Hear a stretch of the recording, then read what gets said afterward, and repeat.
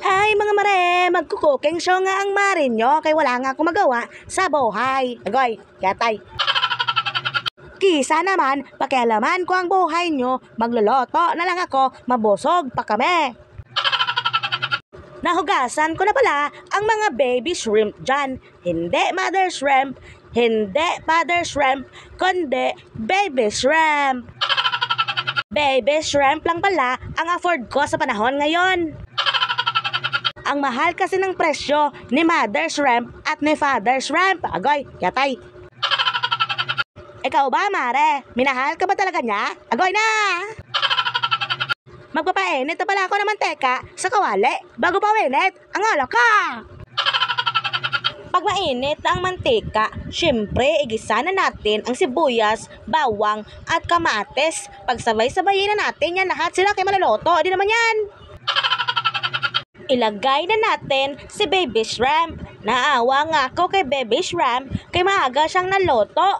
No choice ako eh. Kesa naman, wala kami ulamin. Nahuhulaan nyo na ba kung ano ang lulutuin ko mga mare? Pinahin nyo yarn. Sinigang na baby shrimp nga ang lulutuin ko ngayon. Yung mas maasim pa sa leki-leki mo. Naglagay ako ng tubig kay papalangayin ko muna si baby shrimp. Pag nag-iba na ng kulay si baby shrimp, lalahokan na natin siya ng gulay. Gaya ng okra, pampalapot. Baka anong iniisip niyong pampalapot ha? Wag yun, bad yun. Naisip ko nga na lagyan ng asin si baby shrimp para feel pa niya na nasa dagat siya. Maglalagay na ako ng magic sarap, parang kagaya ko, masarap. Ibod-bod na natin ang sinigang mix. Nilagyan ko pala si baby shrimp ng ceiling green, 3 piraso para I love you.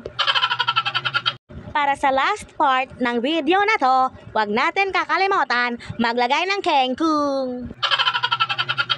Mga unat ha! O siya, mga mare-pare at kuya, thank you for watching!